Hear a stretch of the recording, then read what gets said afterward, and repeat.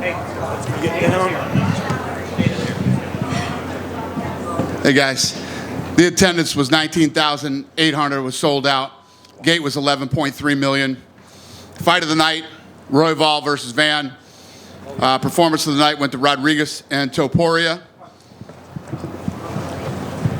Who's got the first question? To your left. I thought you retired. I am now, in about an hour. Well, congrats, and thanks for everything, Kevin. Thank you, brother. What was your take on Ilia's performance, and do you think that he gives Islam a run for the money he is pound for pound right now? Yeah, it's interesting because, he did exactly what he said he's going to do. He is an absolute complete fighter. Stand-up is beautiful, ground, grappling, everything.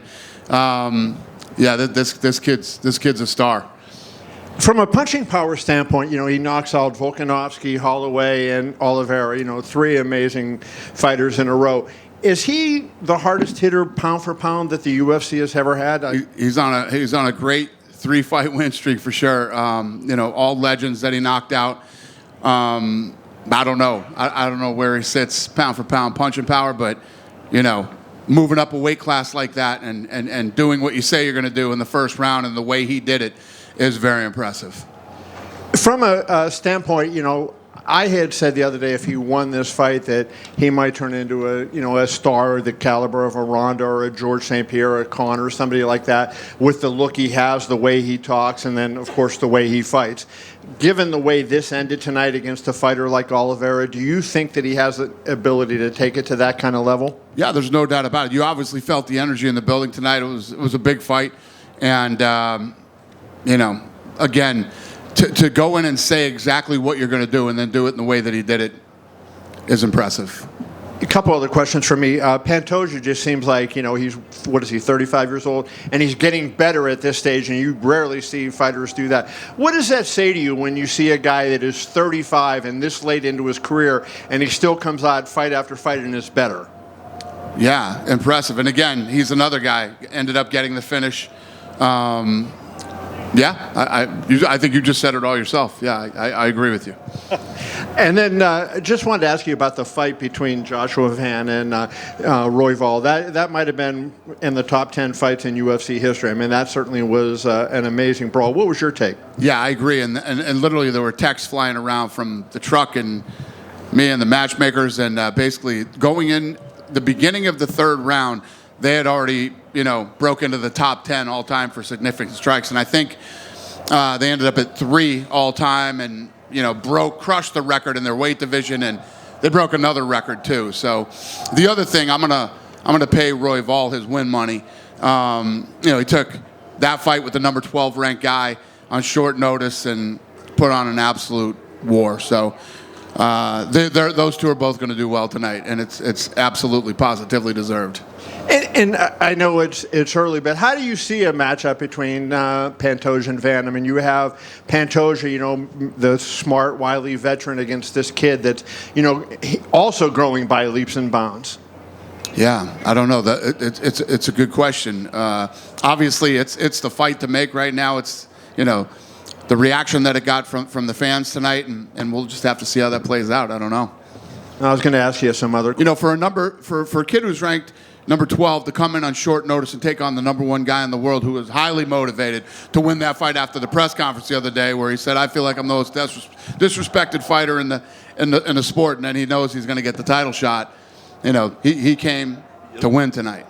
So I was going to ask you another question, but since I'm retired, fuck it. Thank you. Deal. Dana, Ilia, after the fight, he called in Paddy Pimblett and brought him into the cage, and they had to face off. Obviously, they've got a long history together. I know there's a lot of options on the table for Ilia, but when he shows that type of interest in a fight, does that make you want to make it? Well, I don't know who the hell let him in there. That should have never happened. Let's start there. I was already back in my room, or that would have never happened. But I don't know. Yeah, I don't know. I don't really think about that stuff tonight, other than, obviously the Van fight. But, we'll see. We'll see how this plays out. And he's mentioned that he would obviously love to fight in Spain, but he doesn't want to do it in the middle of the night that you have to do with European pay-per-views. But given what a star he is and the following that he has, do you start trying to move things around? I know you said we want to go to Spain. Do you start thinking, how can we get him, in prime time in Spain over there? Yeah, I don't know. I mean, Spain isn't even an option right now anyway, so. Yeah. Joshua Van, obviously a star-making performance. We're all talking about him. Can you just talk about his rise? I mean, 2 years ago he's debuting in the UFC. He's 8-1 now. He takes out the #1 contender. I mean, what have you thought of his rise? Well, tonight we had some people here who were first time ever to UFC events, and you know, one of the things that was said to me a lot tonight is how educated the fan base is, you know, as far as the fights go and everything else. And if you saw the pop that those two got tonight, you would have thought that they were both huge superstars. So, yeah, the kid's done all the right things, and tonight he was given an opportunity on short notice, and he went in and absolutely delivered. I mean, that's what I love about this sport, and that's what I love about giving guys opportunities. Yeah. Can you give us the story on why you were willing to allow him in the cage? We don't matchmake on Saturday night, right? But it's clear that's the fight. Why did you say, hey, yeah, let's go ahead and do a face-off? Well, he's the #1 contender, and I just said that, you know, the winner of that fight would get a title shot. So, and obviously the fans, you know, wanted to. My thing with with Topuria is his wife and kid are in the octagon. You know, that's not the fight. It's just, yeah. It was fun to watch. It shouldn't happen. It was fun to watch. Well, that's not really what we do. Give a shit if it was fun to watch or not. It's just that shouldn't happen. Plus, he wins a second title in a higher division. It was a bad call by whoever the hell let him in there. Last thing I wanted to ask you about International Fight Week. Obviously, you're super busy. BJJ, power slap, little touch of boxing as well. Then, of course, the event tonight. Is that kind of the blueprint for like every UFC pay-per-view week to have all the brands kind of on display at the same time, or is this just a special week with it being International Fight Week? Well, it's obviously International Fight Week, and it's, you know, this whole week is everything fighting. But yeah, I mean, we did a takeover in a couple of cities. You know, we have enough sports properties now where we can make a whole week out of it. So we'll see. Dana, just one from me. What happened in the PI in Mexico? They think it was a sauna, so we don't know yet. We still don't know exactly, but all signs point to the sauna. Some wiring, something went wrong, and it caught on fire and did some real damage. We're just trying to figure out how bad the damage is, and more than anything, how long is it going to take to fix? Could it be a total rebuild, or is it we're still early? I don't think it's a total rebuild. I mean, there'd have to be some serious structural damage to, like, you know, the metal beams or the concrete or something. I don't know anything about this shit, but, you know, it caught on fire, and we'll see how long it takes us to fix it.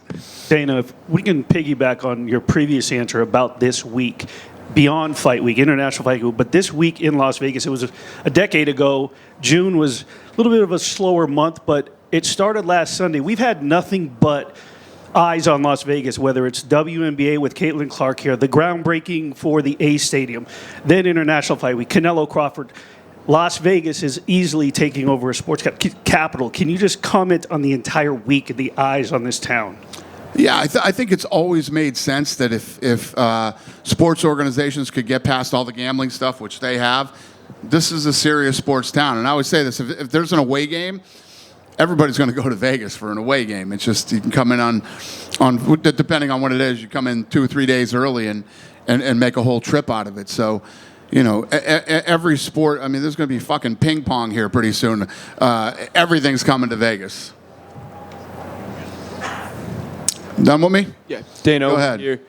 Jose Delgado and Terrence McKinney, they won fights within a minute. They finished their opponents. Not to take more money out of your pockets, but are they going to get taken care of? Yeah, I mean, we always, you know, I tell you who won the, you know, the bonuses, but everybody that does well, does well. Awesome, and one more from me. John Silva, he's got a crazy life story. He's been finishing everybody. At the UFC fan experience, he was jumping into the crowd. Do you think he's one of the UFC's next biggest stars? We'll see. We'll see. Obviously, you know, next fight's big, and you know, it's on Noche, and people are excited for it. I'm excited for it, so we'll see how it plays out. Thank you. Thank you. Dana, on here Yep. to your right. To your right. Yeah. Is there a medical update on Jack Hermanson? Because that was a pretty... Yeah, that was a nasty one. I think he's good. Okay. Yep. Dan, over here in the middle. Is there any headway on Islam Makhachev and Jack Della Maddalena if that title fight's going to get booked soon? I'll let you know when we get it done. And just kind of piggybacking off that, obviously with Ilia's win, everyone's really excited to potentially see a future fight with him and Islam. I know that's the fight that people wanted. Ilia said earlier this week that if Islam loses that fight, he wouldn't give the opportunity for Islam to fight for his belt again. Is that something you'd bypass? Because that seems like such a big fight to make. I mean, this is all talk. Speculative. You know what I mean? Yeah, exactly. But I imagine that's a fight you guys would want to make at some point. I mean, just the magnitude Sure. of it. I mean, I'd make that fight tomorrow. Yeah. Yeah. Or Tuesday, I guess we could say. Yeah, go ahead. I want to ask you just about International Fight Week specifically. Obviously, it's the Super Bowl for the UFC. Can you just talk about, everything from the convention and Power Slap, how you felt like, I guess, did it live up to your vision of it in terms of all of the new things that the UFC has been doing for the fans and everything else all week? What is your question?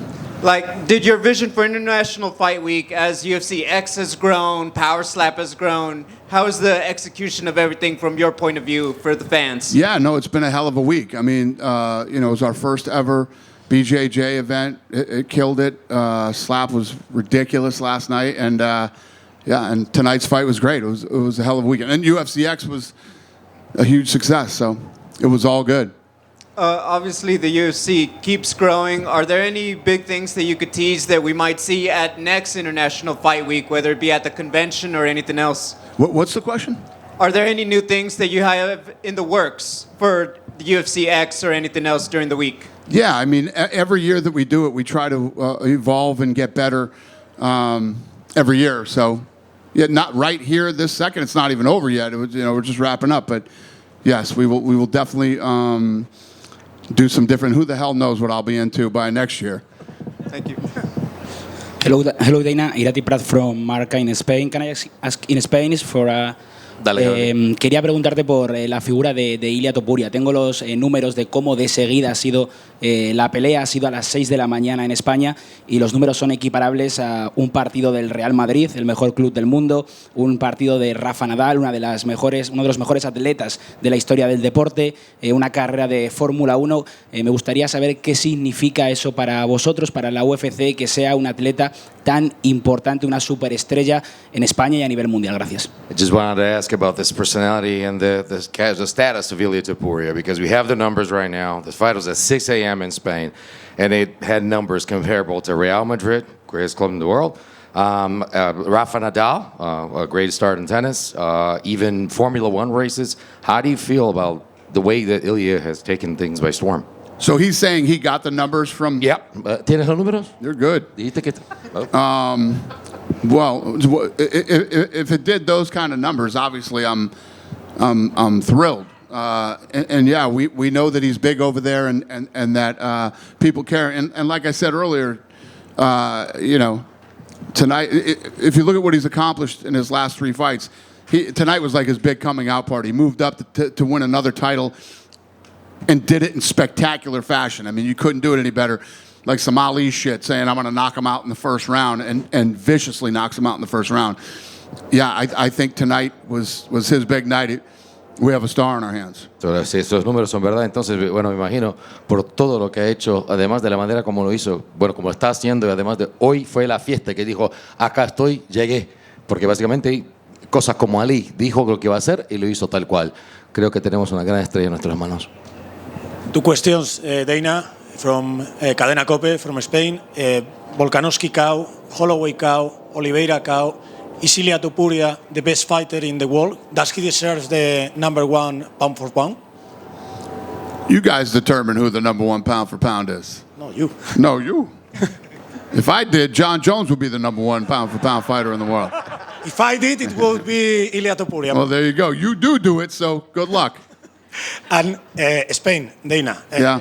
I know it depends on the new TV contract, but Ilia Topuria wants to fight on his country. All our country wants Ilia Topuria to fight there. So do you think 2026 Spain is going to be a reality and UFC is going to go there? It is the goal. It's what I mean, we've been trying to get into Spain for a while here, but yeah, hopefully, that's what I want to do. We'll see if we can get it done. You think Bernabeu or Arena? I don't know.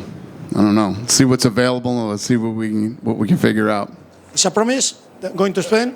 What's that? How come it's always like a fucking war zone when we do press conferences out here? I've never even seen this many helicopters in Las Vegas. What is it? Strip tours? Is it a promise go to Spain or not? Is what going to Spain? Is it a promise? Is it a promise? You're promising you're going to Spain? I promise I'm going everywhere. I was just in Azerbaijan, Baku. Yes, we're definitely going to Spain. It's just a matter of when. Thank you. Yes, sir. Hey, Dana, over here. Yeah. Olympic gold medalist Gable Steveson has been seen recently training with Jon Jones and said himself he plans on joining the UFC. Is that someone you're interested in seeing? So the question, what did he, Gable Steveson and Jon Jones, Been what? training with Jon Jones and he wants to come to UFC. Jon Jones is training? Holy shit. That's news to me. Was he on the reality show in Thailand or something? I have no idea, sir. Well, I don't know. Yeah. And then also, I didn't know Jon was training. And then also, from brutal knockouts to crazy submissions, do you believe UFC 317 goes down as one of the best cards of all time? Thank you. Dana, down here to your right again. Since you brought him up, down here. Yep. Since you brought up Jon, I don't know if you. I didn't bring Jon up. He did. Oh, okay, fair enough. He gave you a layup. I don't know. Did you see his series of tweets over the last few days, inferring that basically he told you guys that he was retired last November and that your efforts to make the Aspinall fight were basically futile? It's not true. Okay. Yeah. Is that what you wanted to ask me? Well, yeah, that's what I wanted to ask you. But what do you make of him coming out and saying saying contrary to what you've said there? I don't know. I'm telling you the truth. Believe who you want to believe. I don't know how to respond here, but fair enough. Thank you. Dana, over here. We know a lot of the talent nowadays stems from the Contender season. You were mentioning a couple of days ago that we perhaps could see double the episodes on the new TV deal with Contender Series. So when you talk about that, do you envision maybe extending the current run we're on Contender Series, or maybe doing like another season like in the winter and spring and then the fall one that we have right now? We talk about Contender? Yeah. Extending it? Yeah, because you said we could perhaps see maybe double the amount of Contender Series we see now under the new TV deal. Let me tell you what about the Contender Series. I do it 365 days a year if there was enough talent. So as long as there's a big enough talent pool, I'll do it every week, forever. I love it. Yep. Right in the middle, Dana. What's that? Straight back in the middle. Hi. Hi there. You had Canelo and Terence Crawford here for a press conference this week. What's it been like for you to get to see that fight come to fruition, given your boxing background? A lot of people don't understand, like, that you've come from boxing. Yeah. No, it's awesome. I mean, like I said, leading up to, the press conference and at the press conference, for this to be my first fight to remote is incredible. I just think that there was always some weird shit from the press, like, does this fight and does Terence Crawford's 19-0 in title fights, and he's undefeated, and it's gonna be a fun fight. And the only reason this fight's even happening is because of the stuff that they're doing in Saudi Arabia and the kind of money that's flying around right now. So anybody who's even remotely a boxing fan should be fucking pumped out of their minds right now that these are the type of fights that are going to happen. I know he's got like 18 months of fights that he's got lined up, he being Sheikh Turkey. So, yeah, it's fun, it's exciting, and I'm looking forward to it. Hi, Dana. If it's possible to ask in Spanish. Ilia Topuria siempre habla de que es un peleador que representa la nueva generación de peleadores en la UFC. Obviamente han pasado muchas leyendas por la compañía, pero parece que él es algo único, un peleador que nunca hemos visto, que domina todas las áreas del juego. Y él siempre lo dice, ¿no? Que es un peleador único. ¿Compartes tú esa opinión? Porque al final tiene 28 años. Parece que aún no ha entrado en su prime físico. ¿Dónde le ves al techo a Ilia Topuria? Ilia Topuria has said that he represents a new generation of MMA fighters, and many legendary fighters have been around the block. But this seems to be a guy who's complete, is getting the results, and he's only 28 years old. Where do you rank him right now in that situation? I mean, is he really coming? You'd like to know your opinion as the face of the new generation of MMA. Yeah, like I said tonight, I mean, he solidified himself tonight as a superstar. If you look at the three knockouts that he's coming off over absolute legends, I mean, I would have to agree with him. creo que estoy de acuerdo con él porque se ha puesto en una posición muy sólida de la manera como ha hecho. Mira contra 3 leyendas, contra quien ha peleado y con knockouts. O sea, creo que estoy de acuerdo con Ilia. Thank you, Dana. Thank you. Dana. Yeah. With Arman Sarukian weighing in as the backup, is he getting back in the good graces with you and the... Well, it's not about getting back in the good graces. It's about, the guy had the opportunity to fight for a title and didn't make weight. It's just, you couldn't fuck up anything worse than that. But he proved, now that he's not fighting for the title, and he was here as a backup fighter, he made weight, so it's definitely a step in the right direction.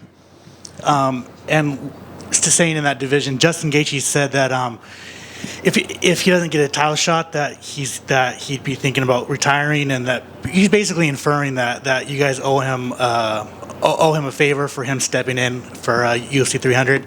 I just wanted your thoughts on that. Listen, everybody has their opinions on. Listen, if you're thinking about retiring, you know how I feel about that. You should probably retire. We love Justin Gaethje, and Justin Gaethje did step up, and he's been an exciting, fun fighter to have here in the UFC. But to say, hey, listen, unless you give me a title shot, I'm retiring. That's pretty wacky. Thank you. Yep. Tom Aspinall was here tonight. Obviously, we all want to see Tom back in the cage.